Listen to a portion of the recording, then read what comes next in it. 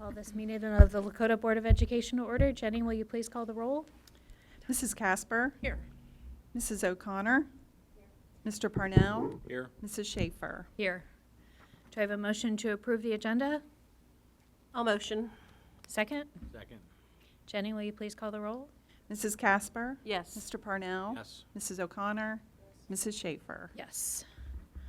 All right, with that, we'll go to Mrs. Logan to do her report.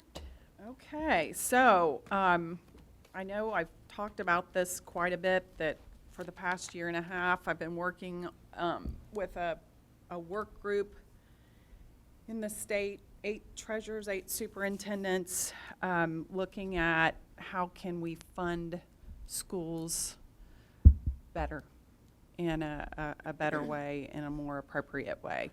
And so about a month ago, we held a press conference, and then since that time, we've been testifying at the State House on all the different aspects of the fair school funding plan proposal. So tonight, I just kind of wanted to step through this with you. And I apologize for those of you who went to the regional meeting. Some of this might be redundant, but there are some new slides too. Ooh. So to start out, I'm going to play this, and this is Representative Cupp, and part of, and this is from the press conference, and part of this talks about all the different pieces of the plan that we were trying to achieve. So, over 4/5, 82% of districts are either on a cap, which limits the funding they would get under the formula, or a guarantee, which props up the funding they're not getting under the formula. So it's clearly now more a patch than a formula. Moreover, our school funding formula has not been tied to an objective analysis of what it really takes to educate students to succeed in our 21st century. And that has, of course, the effect of diminishing our future workforce as well as our economy. So the bipartisan fair school funding plan is designed to get school funding right. And its guiding principles, which are very important to this effort, are that a system that is rational, understandable, and transparent, is based on the actual costs of education, that is designed to eliminate the artificial caps on the formula-driven increases, to reduce the number of districts on artificial guarantees, and to respect local control. So the plan will address Ohio's students' critical needs, including providing basic instructional resources, add funds for poverty and mental health, help special needs, gifted, and English language learners, improve security and safety, and invest in career tech centers, STEM, science, technology, engineering, and math skills, and in Ohio's educational service centers. So as I mentioned, that was Representative Cupp. And so this is a bipartisan effort, and in the Ohio legislature, you know, they did reach across the aisle. So Representative Cupp is from the Republicans side of the aisle, and you're going to hear from Patterson later, and he's from the Democratic side of the aisle. So as Representative Cupp mentioned, we were looking for how much does it cost to educate a child, and what are all of those inputs that are necessary to come up with exactly how much we should be funding. Currently, right now, we are funded at $6,020, and nobody can really tell us where that $6,020 came from. So we started out looking at all of the inputs that it takes to educate a child. And I also gave you a handout that we'll look at later, but there are different pieces to this formula now. So for example, there is funding inside the base cost for technology. So if we wanted to do something specific with technology to increase it, change it, you could go directly to that line item in the base cost and impact it. Whereas now, we're really not sure, and if you wanted to do something with technology, you'd have to do something totally different as a standalone. What did you mean by that, Jenny? You mean like in a permanent improvement levy or something? No, I mean on a statewide level. So if we wanted to impact, Okay, I see what you yeah, if we wanted, meant. yeah, I mean on a statewide level, if we wanted to do something that impacted funding for technology. So one of the main reasons why we're looking at fixing the formula is because it is broken. So we have 610 total districts in the state of Ohio. This is not a misprint. 503 are either on a cap or a guarantee. So that basically shows why it's not working. When you have over 80% of your districts in the state of Ohio that are getting their funding that is not even on the formula, it's a message to us that, you know, we need to fix it. It is not working. Explain that to me again. Sure. So there's 107 districts that are not on a cap or a guarantee. That are on the formula, and we are one of them. The formula right now, and over the past 5-6 years, we have been on a cap, we've been on a guarantee, and the formula has actually worked for us, and it's working for us now.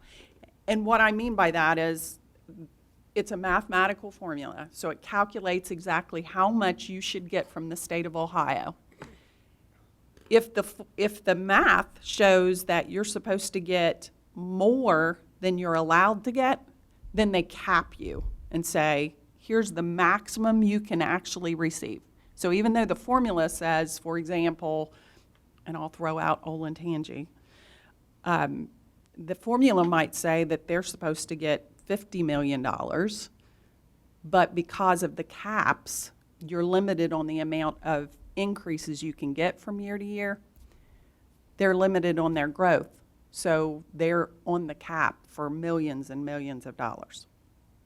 Or you could be a district where maybe you've been losing a lot of students. Your enrollment's going way down. Well, they also have that guarantee in there that says, well, you're not going to receive less than what you received the year before.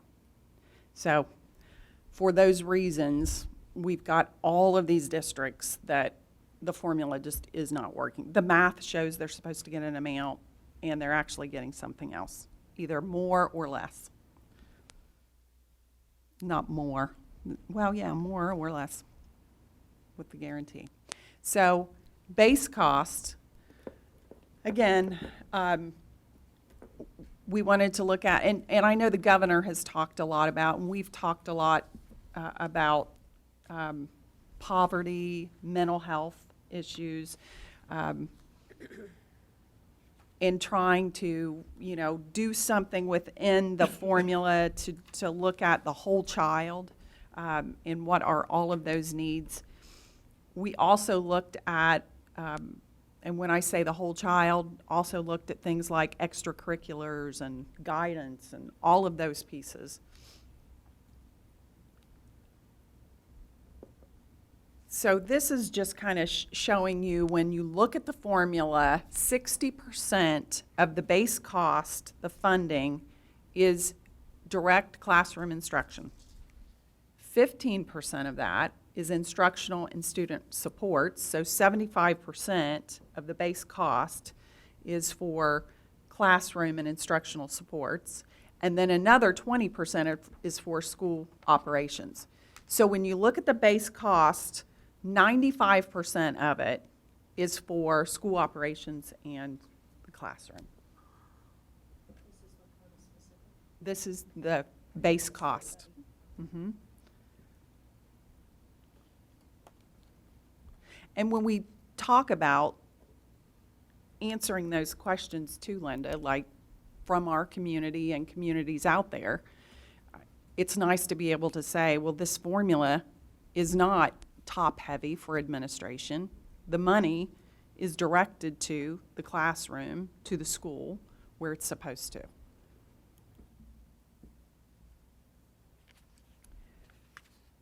So before I go on to the add-ons, I wanted to kind of step through this just briefly. So the handout, this shows you the base cost and how it's being calculated and all of those inputs that I mentioned earlier. So the first thing that we take a look at is that direct classroom instruction. So you're going to see things like all of these different classes, kindergarten through 12th, and a pupil-teacher ratio. And this is an example just of a school district that only has 768 students. This is not us. But it's here, so just as an example. The pupil-teacher ratios are not prescriptive. It's just a funding model. They're based on national statistics that we've looked in other states, other national reports to say what is that pupil-teacher ratio that is best practice. So that's what we've used for the inputs. If a district wants to do something different, they're allowed to do something different. This is just for the funding model. So you're going to see those inputs. Then you're going to see other things like the specials teachers for and art, music, PE are just examples, again, one for every 150 students. Then you see that minimum or maximum. Also included in this proposal is minimums.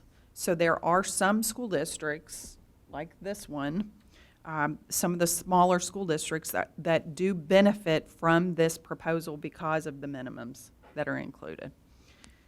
As you move down into instructional and student supports, you're going to see things like athletics, co-curriculars, guidance, safety and security, non-personnel. It does not tell you what you're supposed to spend that on, but it gives you a dollar amount that you can put towards safety and security.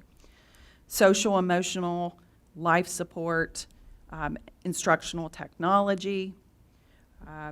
So there are things included in this base cost that we've never seen before, that are things that have come out as we've studied this for the past year and a half, that are things that districts are spending money on. So they should be included in a funding model. Any questions about this handout? Do you see anything that, is there anything you think we've missed? You don't have to look over it right now and but as you're looking through Safety it. and security, non-personnel is covered, but personnel is not covered. Well, it says non-personnel.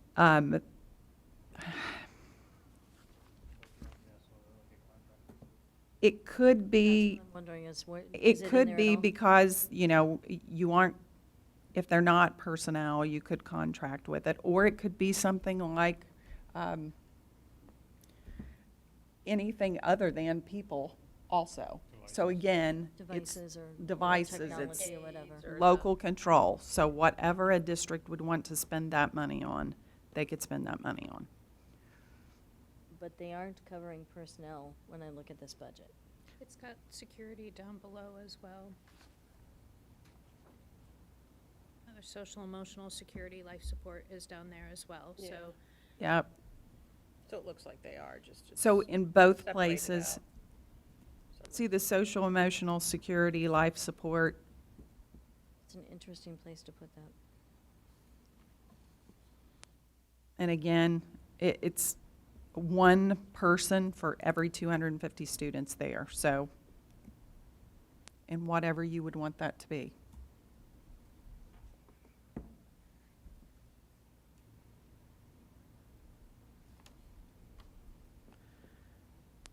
as we moved on to the things outside the base cost, so this is the base cost, and then we get funding from the state of Ohio outside of that base cost for what we call add-ons. And so add-ons are things like poverty, special education, English language learners, those kind of things. So the subgroup that I co-chaired was special education, English language learners, and gifted. So we had those three together. And during that time, what we did is we met, and then advocates would come in. They would talk to you about the needs of their groups, and we would assess those needs. We would look to reports outside of the state, any reports that were being done inside the state, and then come up with recommendations. So for poverty, what the recommendation is to increase the funding that we receive for poverty, as well as do a study of poverty in the state. The amount that we currently fund for students in poverty, the add-on, really, we can't, just like the $6,020, I'm gonna sound like a broken record, but there's really nowhere that we can look to figure out where the amount of money came from to fund poverty students. And when, in the current formula, and when you look at the national studies say that it takes 30% more of your base cost to adequately educate a student in poverty because of all of their needs. Well, the increase that we're asking for in this plan isn't quite 30%. It's on its way there, but we're asking for a study so that we can totally look at it and see what those needs are, and maybe 30% isn't the right amount in the state, but that's what the national norms say. How long ago was that derived? I do not know exactly what year the study was, but I can find out. That was a different subcommittee, so I can find out. Probably a while ago, though. Well, I don't think it was. No? No, I don't think it was a long ago report, but I can find out when it was done. The economically disadvantaged, I know this was also something our new governor is very concerned about, getting kids started right, outright, and especially the economically disadvantaged students with preschool. So we have a recommendation that every economically disadvantaged 4-year-old have access to a high-quality preschool program.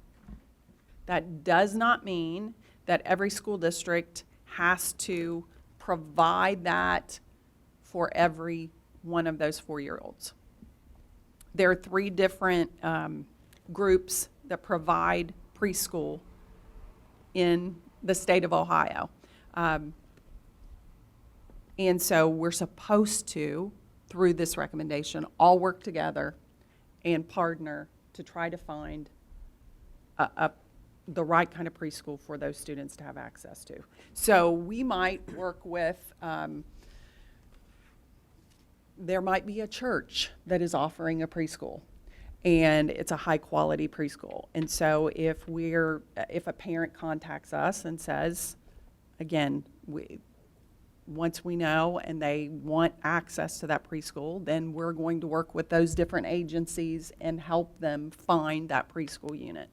We don't have to build new buildings to put the new preschool in for all the 4-year-olds. Is there a definition for economically disadvantaged? That's a good question, Todd.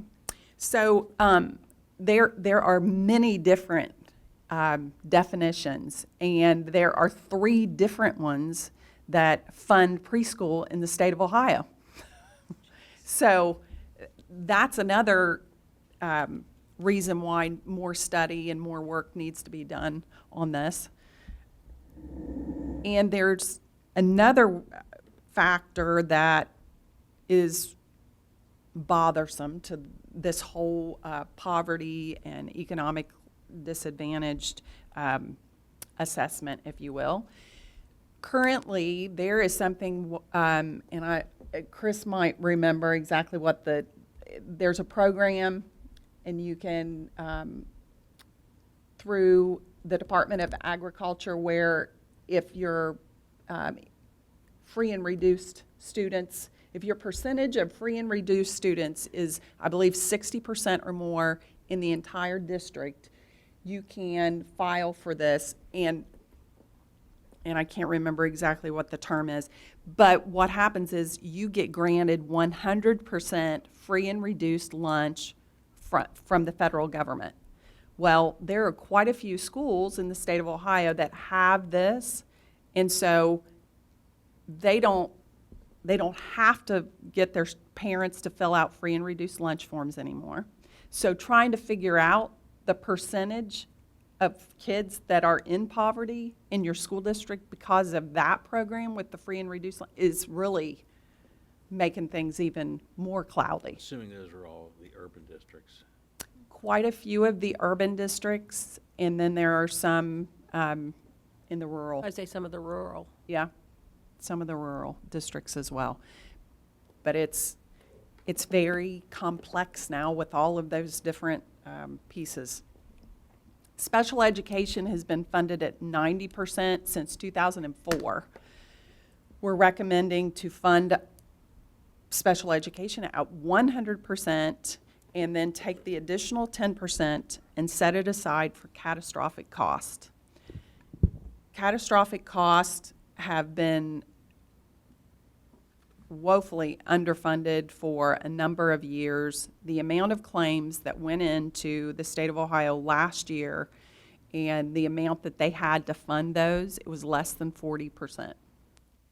And catastrophic costs are incurred for students after they reach a certain threshold, and it's over $30,000. And so there are a lot of those claims that go up, and a lot of those claims get unfilled. So that's one of the recommendations as well. And Jenny, it was 90% was the recommendation for funding, but as we understood from that session that we had at the regional meeting, it was more like 15% was actually being funded. Is that what you found in your work?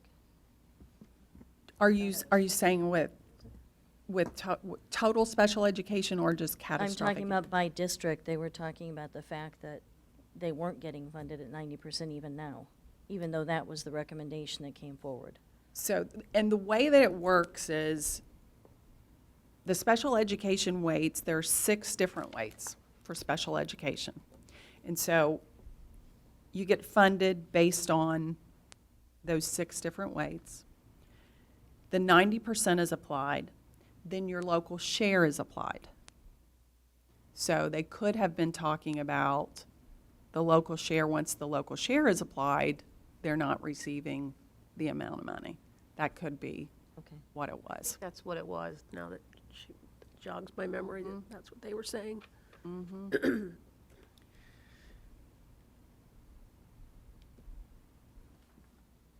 Gifted education, there was a study that was completed in May of last year. And there is a different funding model recommended in that cost study. And we are recommending that that cost study be used as the funding model for gifted students. Currently, the way that we're funding gifted, for gifted coordinators and gifted teachers, the amount of money that we use for that instructor or coordinator is so old, it's like $30,000, $37,000. There's nobody that, I mean, that's so, it's not in tune with today's cost. So that's one of the pieces that's being included in here is, you know, modernizing the funding model and taking a look at what are we actually doing today. For our English language learners, we are now required, once our ELL students exit the program, for 2 years after, we have to progress monitor them. And that's a federal requirement, but we're not receiving any funding for that. So we're asking that the funding model be modified to include those 2 years after, because that's what we're required to do, to fund an unfunded mandate is basically what we're So asking it's a for. federal mandate, but It's a there's no federal federal money mandate. for it. Correct. Correct. Yeah. So transportation, there are quite a few recommendations, and I will just tell you that one of the big ones is to bring back the bus purchasing program. We believe it's a safety issue. If you have newer buses that are maintained, they're going to be a safer fleet. So that's one of the pieces that's being recommended. Another thing that's being recommended is currently, if you transport students to private schools or to charter schools, whatever their calendar is, you have to transport them. One of the things that is included in this report is being a little bit more flexible on that mandate on transporting students outside of the district boundary and those calendars that are not in alignment. How does that make that more flexible for a school district? Doesn't that increase our cost? No, I'm saying we have to do all of that now.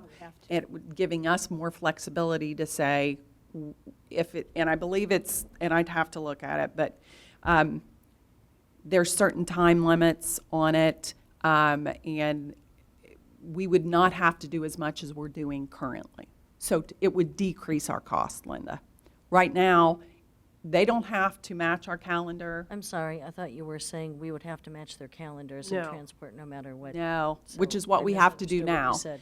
And when, That's what I thought. what was interesting too is when we studied this and you looked at other states, there are no other states that transport as much as we do all, I mean, in most other states, if your calendar is outside of the local school district's calendar, then they don't transport students. They only transport students on the days they're in session.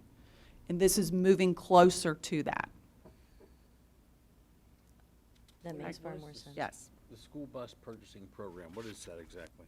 So the school Used to bus hire 'em. purchasing program went away.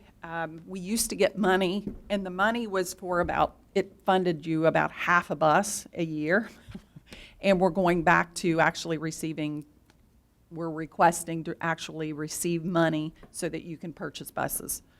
How does that work with an outsourced transportation company like Peterman? We still own buses, and then we lease some buses from them as well. So we could utilize that money to maintain the fleet that we actually own. Mhm. Which I think is a good idea. We just saw that within this past month. Mhm.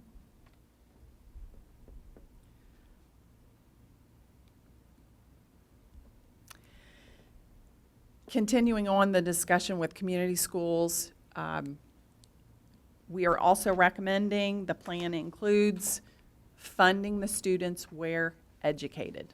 Right now, the way that the formula works is we receive the money for the students who are going to community schools, and then they deduct that amount and send it back to them.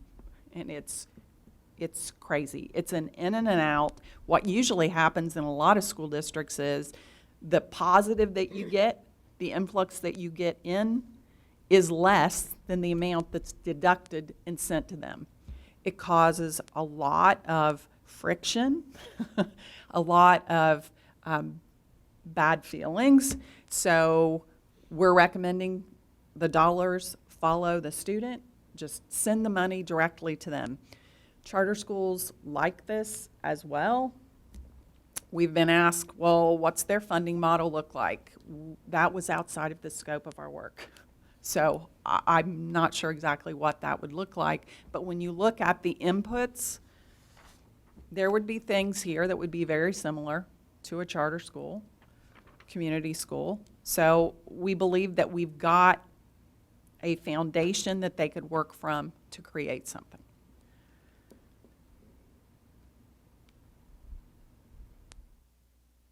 Career tech, STEM, and educational service centers. I'm not sure if you've heard anything from Butler Tech, Linda, on how this looks for them, but I know they've been on a cap for a number of years, and their funding model is going to look very similar to this. It's an input model, which is created to take away and do away with the caps. So Butler Tech should, I believe. So the big push legislatively on this topic has been just to eliminate the cap, period. Mm-hmm. And that's gotten a lot of support from legislators. And that's what this does. Yeah. So. And I have some specific numbers, but I probably won't share them here, but I'll share them with you. Mm-hmm. STEM schools, fund them directly. Educational service centers, there's a study that has been going on with the Auditor of State for quite a while, and our recommendation is just to finish that up and figure out how they should be funded. They've been cut for a number of years. They've been forced to merge, and they are, quite honestly, a unique animal with the funding model, and so, you know, the study needs to be completed again. Distribution. So one of the things that I really like about this model is the distribution method. Currently, the state share index, nobody can really even explain how to calculate it. And this distribution model is not based on what happens in Southeast Ohio, Cleveland, or even in Hamilton. Our distribution, our local share, is based on what happens here in Lakota. And every district is treated the same way. It's based on property values and resident income, whereas the current model, sometimes it's based on income and property values, and then sometimes it's just based on property values. It's a little crazy and is not working. So like I mentioned, the current local share of funding, it could be 60% or it could be 100% property values that your local share is based on. And 60% of the property values and 40% of resident income is now how we're recommending to figure out what the local share is.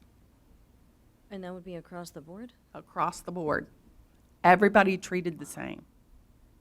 Mm-hmm. That'll be a change for some districts. Mm-hmm. Yes.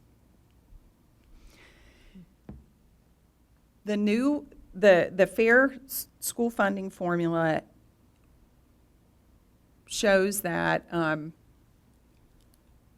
well, this is still that one. That's not the one I wanted to show. Okay. The slide that I wanted, so one of the things that we've heard since we came out with this new plan is our districts, our urban districts, are not happy with it, and they believe that we have not dealt with poverty as well as we could. And we agree that we need to do some more work on poverty and urban poverty. But when you take a look at the data, which what does the data show? So this is the least capacity. So these are, if you want to say the least wealthy, I don't want to say poor, but these are the least wealthiest districts in the state of Ohio. When you look at their wealth and then the amount of foundation aid per pupil they're receiving. If you look at Warren City School, I'm going to go to the very bottom. Warren City School District and Maple Heights City School District, not a whole lot separating them from their wealth per pupil. But then when you take a look at their foundation aid per pupil, why? Why? Why is that? This kind of points out that the formula is not working. And then when you look at Campbell City School District, Paynesville City Local, 12,469 compared to 9,289. It's all over the board. And then East Cleveland is the one that really jumps off the page here.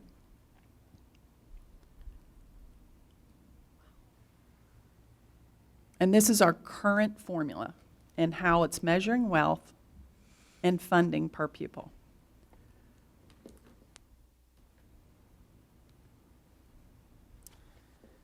With the new fair funding plan, this was the chart I was looking for, 84% of districts the formula actually works for.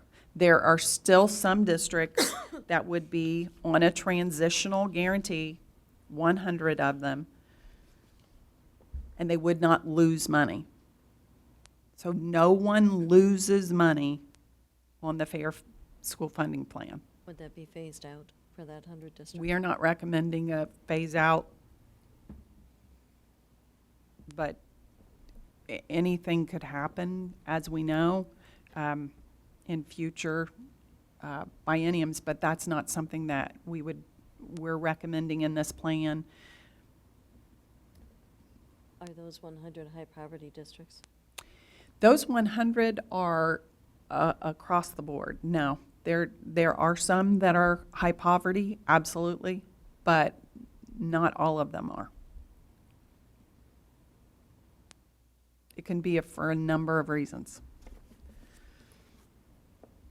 Well, and you said you were gonna phase in looking at that poverty figure because many states look at it as a 30% differential, and you weren't there yet in the formula, but you were studying that. So Correct. that may have an impact as you phase in that piece of the study, correct? Correct, and we're recommending a 4-year phase-in for this plan.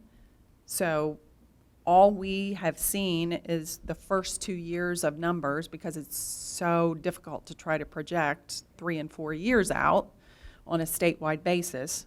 So I can't really project years 3 and 4, but no district would lose money. But there are 100 guarantee districts who basically would not see any increase.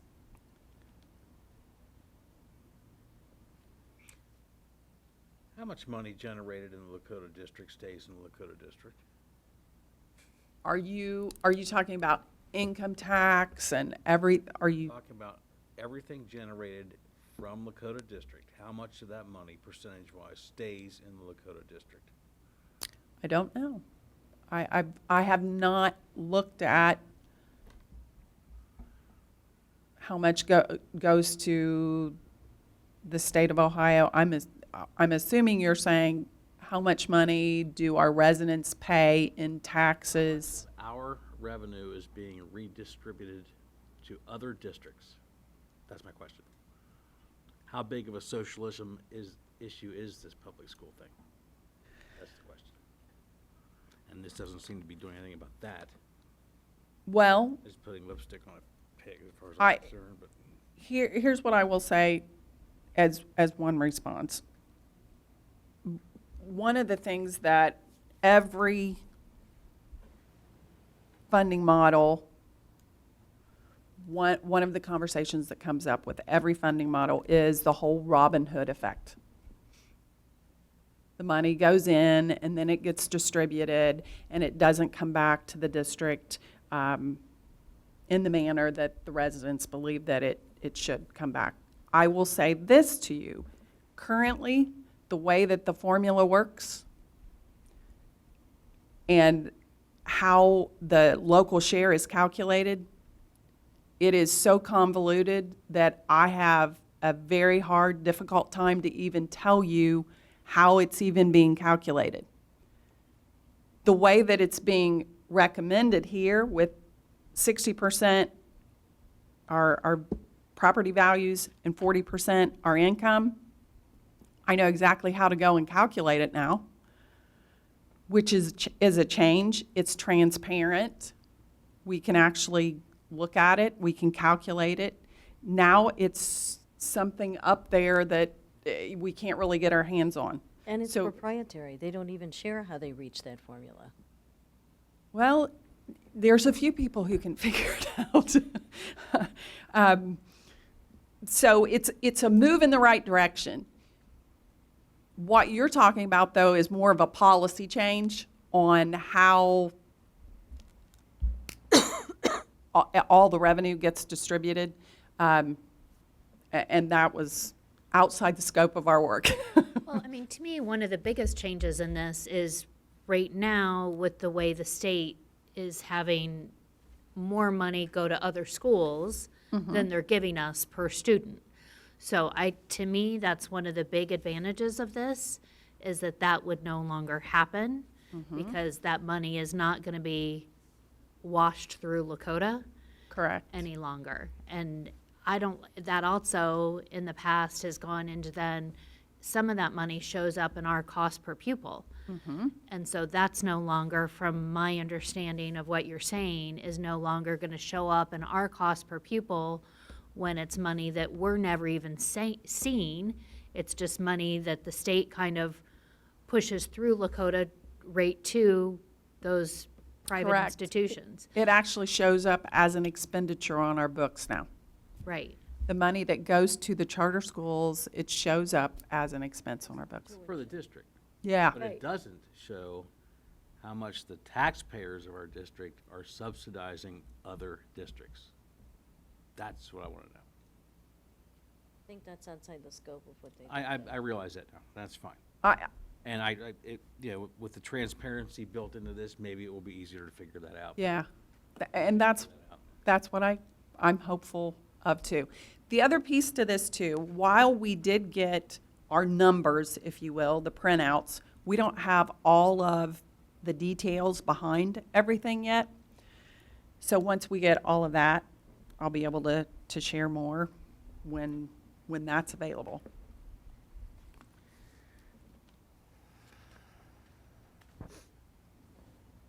So there are different reasons why some districts are going to see some increases and some districts aren't, and we've talked about those.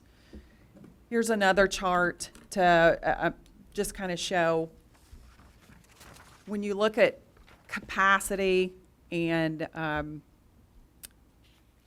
the wealth of a district, they're put into different quintiles.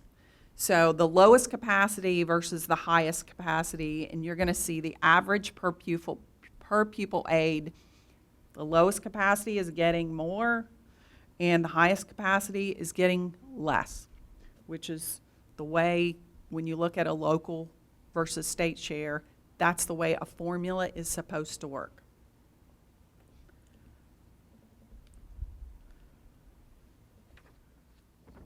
And when you look at the additional amount per pupil that districts are receiving, each quintile is receiving more, and the highest capacity is receiving a little bit less there. This was added in after the regional meetings, and this was after we've talked a lot about poverty. Is the formula working? Is the money getting to where it's supposed to get to make the most impact? The guarantee districts that are receiving, so per pupil state funding, we're looking at this current year for guaranteed districts and non-guaranteed districts. So the guaranteed districts under the fair funding plan, the lowest capacity are receiving $10,366.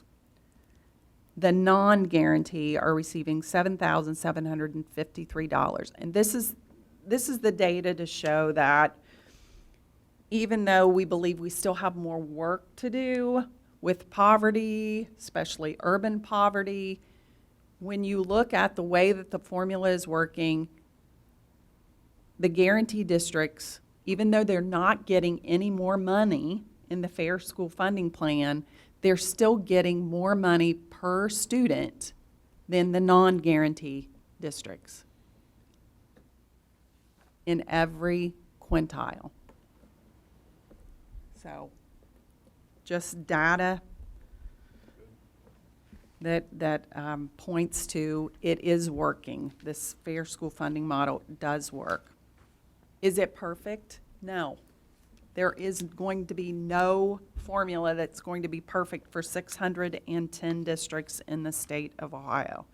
But it's a lot better than what we have now. It's better, and perfect should not be the enemy of great. This is a great school funding plan. She's going into marketing now. Perfect should Exactly. not be the enemy. So I'm gonna write that We're down. going to see that pop up on cocktail napkins and things like that. Yes, yes.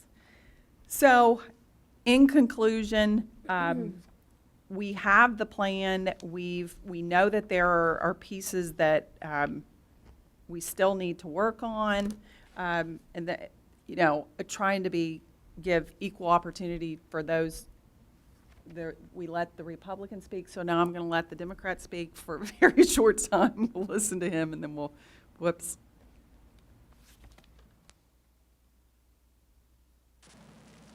This is a legacy project for the Speaker, for the President, for the Governor, and for all the citizens of the state of Ohio. In years to come, and we must ask this question today, in years to come, what will they say about us on our watch?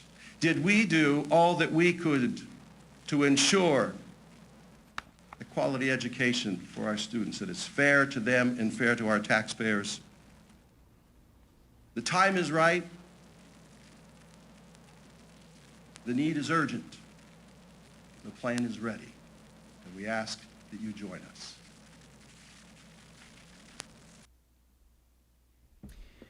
And this is a listing of everybody that I serve, we're not finished, on the subgroup or on the committee with.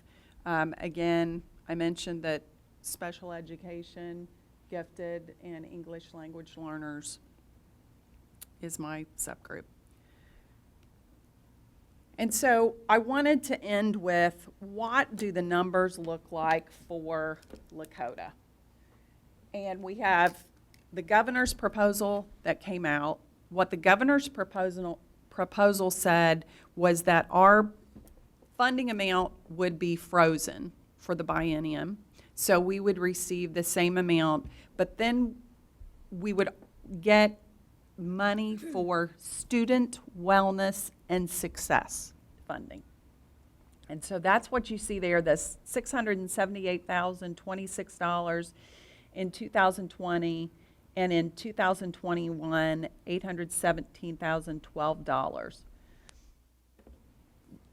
We're still trying to figure out exactly what that money would be used, what we could use that money for, and whether there would be any strings attached to it. We do know that we spend money on wellness and success of our students, so we know that we could definitely utilize that money in a good way.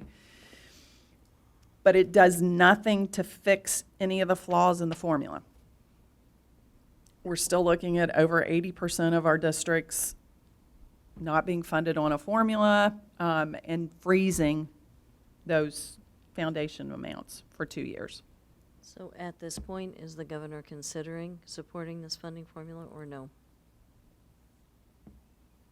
Well, in the legislative process right now, we're in the House, so we're waiting to see what comes out of the House. I do know that the governor is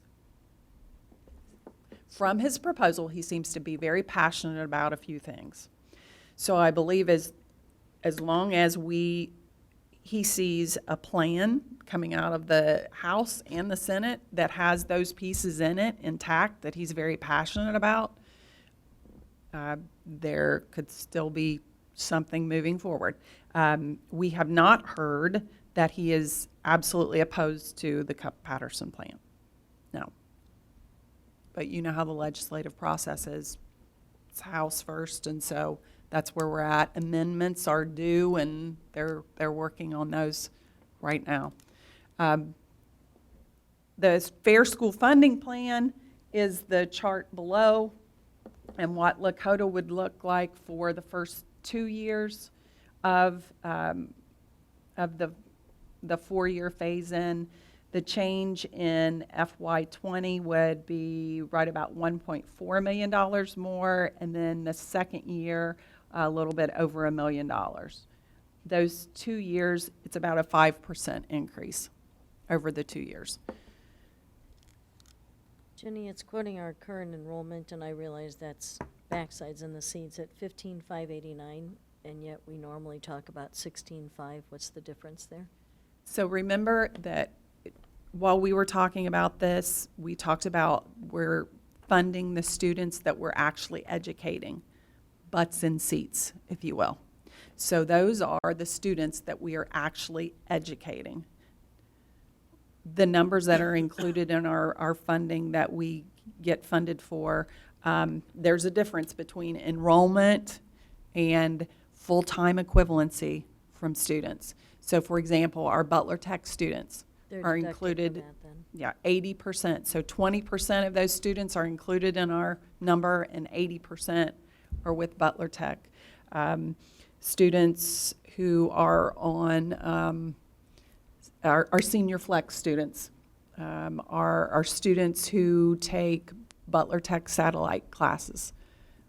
The portions that those classes that they take for Butler Tech satellite, that amount's deducted. So there's a whole way we count kids. I just think it's important to clarify that so that when we're talking about the number of students we have, it doesn't look as though we're not using the same numbers. Absolutely.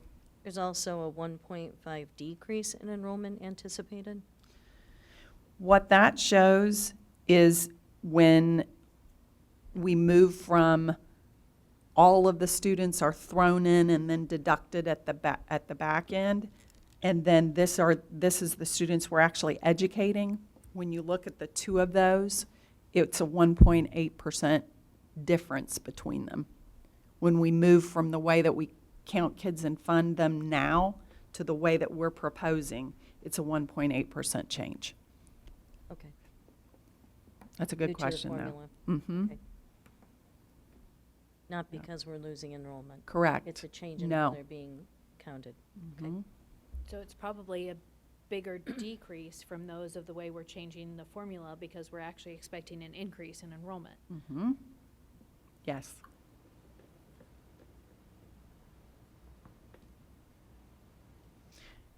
Questions? I know it's a lot I've thrown at you. The third time we've seen it, I and know. I'm not sure. You've done a great job, though, explaining it. Yeah. Glad that you're in the inner circle for us. Well, I'm happy to have been a part of it, and there's still a lot of work to do. Yeah. I still receive calls daily on this, and like I said, I'm happy to be a part of it. I think the only way that we can change things on a state level is to be active and to actually be that voice. And so being the voice for Lakota and trying to make some positive change, I'm happy to do it. I don't want to be part of the problem, I want to be part of the solution. So I think we've got a good plan here. Yeah, it is a good plan. And like any plan, though, you're not going in with it thinking that we're going to get everything out of the legislature that we want, so. Perfect, Still. enemy of great, whatever. Yeah. Right, that's right. That's right. Perfect should not be the enemy of great. So what are you feeling like the next steps are at this point? So I believe that the next steps Last week, I looked at amendment language, and I know amendments are going in. It is happening quickly. I know that we have some changes that we're moving through pretty quickly on urban poverty and just poverty in general. There will be a moment, I believe, where we'll need to maybe rally the troops. We've done that on a local level before. And so I think we need to be ready to do something like that. I know we've talked to our local legislators. That will be something that we'll need to keep doing. Conversation. Yeah, I was gonna say, we Need need to to have follow up with another that. touch base to do that. And just keep active, and I'll keep you informed as I see things happening. But amendments are happening now, so we'll see. And as soon as I see the changes for the poverty and the urban poverty, I will give you that information as well. That should be coming this week. Okay. So, All right. Any other discussion on this? All right. Hearing none, do I have a motion to adjourn? There were a couple of other things, the Butler Tech graduation. Oh. The Butler Tech graduation is the same night as our next board meeting. I should probably go to that. Can we move the meeting? It's gonna be that's gonna be hard to do. That's a I hard mean, month. It's a bad month. I mean, to try to get everybody's schedule coordinated, but what time is graduation? I mean, is there a way we could do both, or no? That's not a bad idea. Not unless we made it much earlier, the meeting. What time's graduation was my I'm question. looking. Yeah, I didn't know if there was a, It's at Cintas, I believe it's 6:30. That's what I thought too, Don't hold which me is to an that. hour drive down. Plus we met during the day. that'd be hard for Brad and Todd during the We day. also need to What have, day is this? May 8th is the May day that, 13th. No, May 13th. oh, May 13th, sorry. we also need to have our facilities discussion or facilities tour, and we need to make sure that we have our financial priorities discussion, and we're running into the 5-year forecast, so we And- need to make sure that that doesn't. That get meeting lost. was going to be long because of that, correct? Because we were Right, going to 'cause add that all of got those pushed into from the today. meeting. Correct. So that's a long meeting to begin with.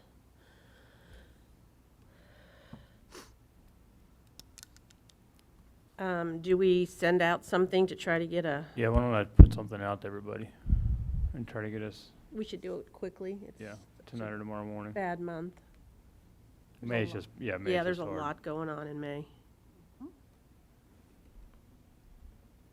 Do we want to look at some alternatives now and then run them past Send Brad? something out, because Brad's not here. Yeah. Okay, I'll do that. What else is that week? That's 13th. Yeah, we'll have to see what.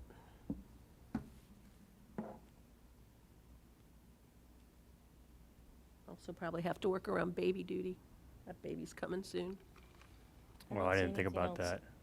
That might even not even be an issue then, because I forgot about baby coming. I don't see any other evening events that week except for the West Freshman Band concert on Tuesday. If anyone was going to that. It's off the district Pretty much calendar. shot the rest of the week, that week. I'll take a look and put something out by the morning.